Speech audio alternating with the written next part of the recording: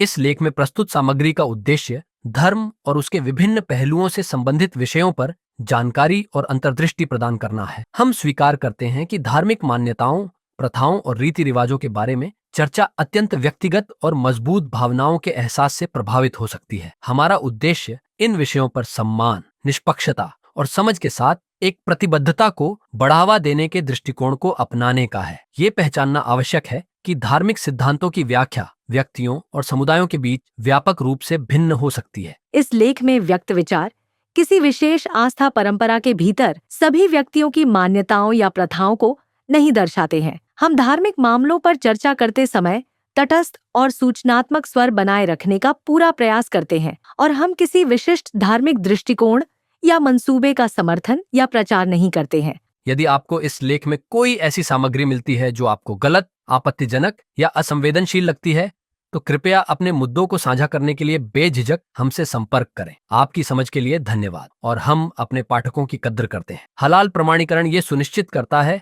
कि भोजन, पेय पदार्थ और अन्य उत्पाद इस्लामी कानून में निर्धारित आहार संबंधी गुणवत्ता के स्तर और नैतिक मानकों को पूरा करते हैं। मुसलमानों के लिए कुरान में रेखांकित विशिष्ट आहार संबंधी दिशा निर्देशों का पालन करना आवश्यक है। हलाल मानक कुरान और हदीस से लिए गए हैं। हलाल प्रमाणीकरण भोजन तक ही सीमित नहीं है, ये सौंदर्य प्रसाधन, दवाओं और अन्य उपभोक्ता वस्तुओं पर भी लागू हो सकता है। ये उपभोक्ताओं के लिए उनकी धार्मिक मान्यताओं के आधार पर सटीक जानकारी, ज्ञान और अनुभवों के आधार पर विकल्पों में से चुनने का एक तरीका है और ये बड़ी मुस्लिम आबादी वाले क्षेत्रों के साथ व्यापार की सुविधा भी प्रदान करता है। कुछ मामलों में गलत सूचनाओं से प्रेरित इस्लामोफोबिया ने हलाल प्रमाणीकरण को लेकर विवाद और अधिक बढ़ा दिया है। झूठे दावे और साजिश के सिद्धांत प्रचारित हो रहे हैं, जिससे ये मामला और भी जटिल हो गया है। भोजन के संदर्भ में अरबी में हलाल का अर्थ जायज है। हलाल भोजन को इस्लामी आहार कानूनों का पालन करना चाहिए, जिसमें शामिल है सुअर या सुअर के मांस से बने उत्पादों का सेवन न करें।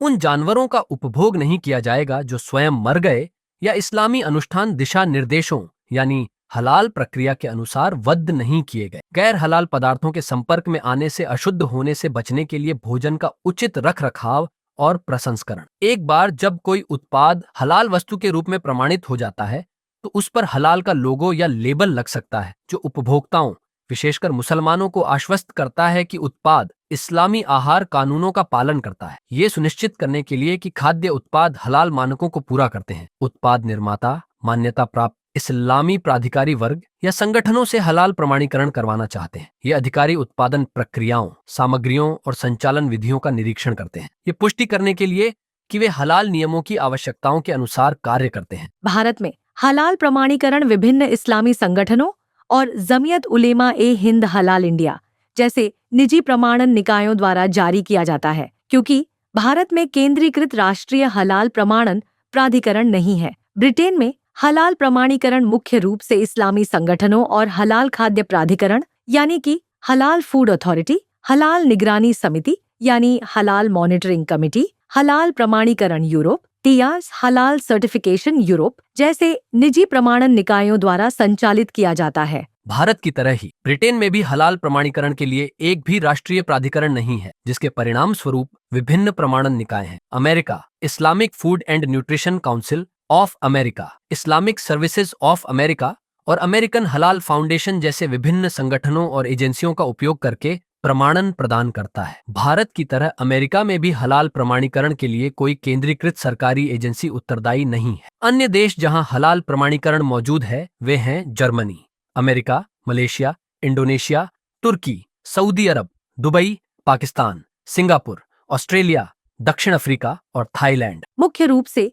हलाल प्रमाणीकरण को लेकर विवाद कई प्रमुख मुद्दों के इर्द गिर्द घूमता है। अनुमानित लाभ उद्देश्य, इसको लेकर कई चिंताएं हैं, जैसे कि कुछ लोग हलाल प्रमाणीकरण को प्रमाणित निकायों द्वारा लाभ के उद्देश्य से प्रेरित राजस्व उत्पन्न करने के एक तरीके के रूप में देखते हैं, जबकि ये संगठन अपनी प्रमाणन सेवाओं के लिए शुल्क लेते हैं। हलाल प्रमाणन शुल्क से होने वाला मुनाफा आमतौर पर स्वयं संगठनों को ही जाता है। आलोचकों का दावा है कि कुछ मामलों में प्रमाणीकरण धार्मिक अनुपालन से अधिक लाभ के बारे में हो सकता है, जिससे संदेह और अविश्वास पैदा होता है। लागत और शुल्क, कुछ आलोचकों का तर्क है कि व्यवसायों के लिए प्रमाणन प्रक्रिया महंगी है, जो कि बढ़ती हुई उत्पादन लागत की ओर ले जाती है, जिसका बोझ उपभोक्ताओं पर डाला जा सकता है। उनका दावे के साथ कहना है कि हलाल प्रमाणन शुल्क एक वित्तीय बोझ हो सकता है, खासकर छोटे व्यवसायों के लिए। उदाहरण के लिए, अमेरिका में एक छोटा सा व्यवसाय कहीं न कहीं हलाल प्रमाणीकरण के लिए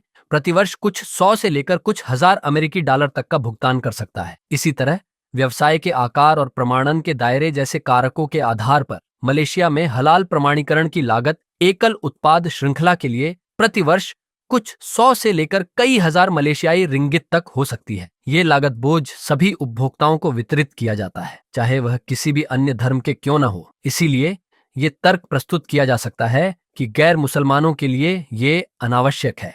मानकीकरण का अभाव। हलाल प्रमाणन प्रक्रिया में दुनिया भर में एक रूपता और मानकीकरण का अभाव है। विभिन्न प्रमाणन निकायों में हलाल को लेकर भिन्न मानदंड और व्याख्याएं हो सकती हैं, जबकि कुछ देश अंतर्राष्ट्रीय संगठनों या अन्य मान्यता प्राप्त निकायों द्वारा निर्धारित मानकों को अपना सकते हैं। कुछ अन्य देश इस्लामी आहार संबंधी कानूनों और सांस्कृतिक जागरूकता की स्थानीय व्याख्याओं के आधार पर अपने दिशा निर्देश बना लेते हैं। अक्सर अंतर्राष्ट्रीय बाजारों के लिए हलाल प्रमाणीकरण चाहने वाले व्यवसायों को इन परिवर्तनों को बताना और अपने लक्ष्य देशों या क्षेत्रों के विशिष्ट मानकों के साथ उनका अनुपालन भी सुनिश्चित करने की आवश्यकता होती है। वर्तमान में केवल मांस और मांस आधारित उत्पादों को उनकी सामग्रियों के साथ सऊदी अरब के बाजार में प्रवेश के लिए अनिवार्य हलाल प्रमाणीकरण की आवश्यकता होती है, जो संयुक्त अरब अमीरात जैसे अन्य खाड़ी सहयोग परिषद यानी गल्फ कोऑपरेशन काउंसिल देशों द्वारा साझा की जाने वाली आवश्यकता है। हालांकि सऊदी खाद्य एवं औषधि प्राधिकरण यानी Saudi food and drug authority अपने पड़ोसी देशों की तुलना में एक कदम आगे बढ़ गया है। इसने हाल ही में एक मसौदा विनियम यानी ड्राफ्ट रेगुलेशन पेश किया है, जो सऊदी अरब के बाजार में प्रवेश के इच्छुक खाद्य उत्पादों की एक विस्तृत श्रृंखला को शामिल करने के लिए अनिवार्य हलाल प्रमाण पत्र आवश्यकता का विस्तार करेगा। ब्रिटेन के RSPCA कानूनों के अनुसार वध से पहले जानवरों को निस्तब्ध कर देना आवश्यक है। हालांकि यहूदी और मुस्लिम समुदायों को कानूनी तौर पर पशुवध से पहले जानवर को निस्तब्ध करने की आवश्यकता नहीं होती है। मलेशिया में जानवरों के हलाल वध के लिए सख्त दिशा निर्देश है। वध के दौरान बिस्मिल्लाह यानी अल्लाह के नाम पर शब्द का आह्वान किया जाना चाहिए और इस प्रक्रिया के दौरान जानवरों का मुंह किबला की दिशा में होना चाहिए। आमतौर पर वध से पहले जानवरों को बेहोश करने की अनुमति है, किंतु बेहोश करने की विधियों की भी विशिष्ट आवश्यकताएं हैं। इसलिए कुछ आलोचक हलाल वध प्रक्रिया में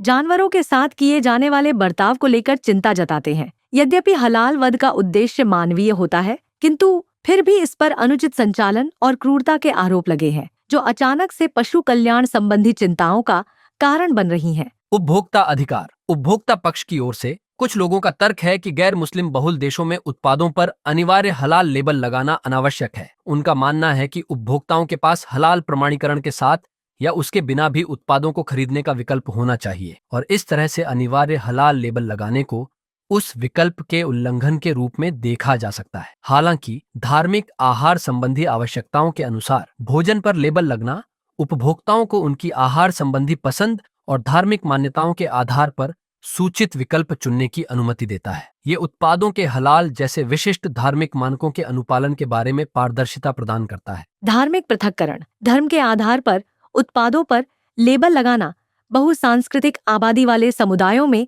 समावेशिता और विविधता को बढ़ावा दे सकता है। ये विभिन्न धार्मिक और सांस्कृतिक समूहों की आहार संबंधी आवश्यकताओं को स्वीकार करता है और उनकी परंपराओं के प्रति सम्मान को प्रोत्साहित करता है, किंतु यहाँ पर कलंक लगने का संभावित जोखिम भी है। चिंता का विषय यहाँ पर यह है कि अनिवार्य प्रमाणीकरण कुछ धार्मिक समूहों को चिह्नित कर सकता है, जिसका अर्थ ये समझा जाएगा कि उनके आहार विकल्प मुख्यधारा से असमान या भिन्न है। अंततः धार्मिक आहार आवश्यकताओं अनुसार भोजन को प्रमाणित करने के इस निर्णय को जनसंख्या की सांस्कृतिक और धार्मिक विविधता, उपभोक्ता प्राथमिकताओं एवं व्यावहारिकता और आर्थिक महत्व को संतुलित करने के दौरान पारदर्शिता और समावेशिता को बढ़ावा देने की अभिलाषा पर सोच विचार करना चाहिए। ये एक ऐसा मामला है जिसमें अक्सर धार्मिक सहिष्णुता, उपभोक्ताओं और समाज की तेजी से बढ़ती जरूरतों को पूरा करने के लिए निरंतर बातचीत और अनुकूलन शामिल होते हैं।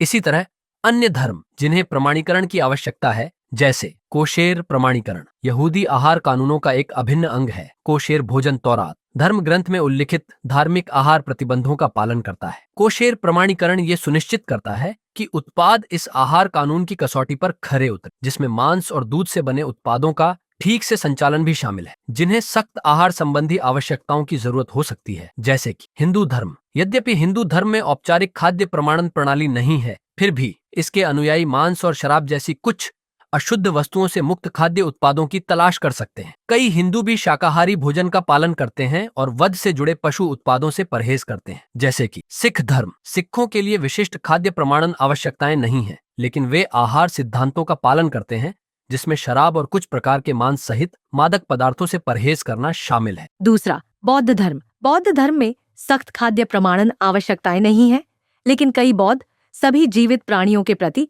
करुणा और उन्हें हानि न पहुंचाने के उद्देश्य से शाकाहारी होने या शाकाहारी आहार का पालन करते हैं। तीसरा, जैन धर्म। जैनियों के आहार संबंधी सख्त नियम हैं, जिनमें कुछ जड़ वाली सब्जियों से परहेज करना और सख्त शाकाहार शामिल है। हालांकि कोई औपचारिक प्रमाणन प्रक्रिया नहीं हो सकती है, अतः जैन अनुयायी अति सावधानी से इन आहार सिद्धांतों का पालन करते हैं। चौथा, ईसाई धर्म। कुछ धर्मों के विपरीत ईसाई धर्म में बाइबल में विशिष्ट खाद्य प्रमाणन आवश्यकताएं उल्लिखित नहीं है। हालांकि कुछ ईसाई संप्रदायों में आहार संबंधी दिशा निर्देश या प्रतिबंध हो सकते हैं, जैसे कि वर्ष के एक निश्चित समय के दौरान उपवास। इसी तरह है बहाय आस्था। बहाय आस्था में विशिष्ट खाद्य प्रमाणन आवश्यकताएं नहीं है, लेकिन अनुयायियों को ऐसे आहार का पालन करने के लिए प्रोत्साहित किया जाता है जो अच्छी सेहत और तंदुरुस्ती को बढ़ावा देता है। विभिन्न स्वदेशी धर्म।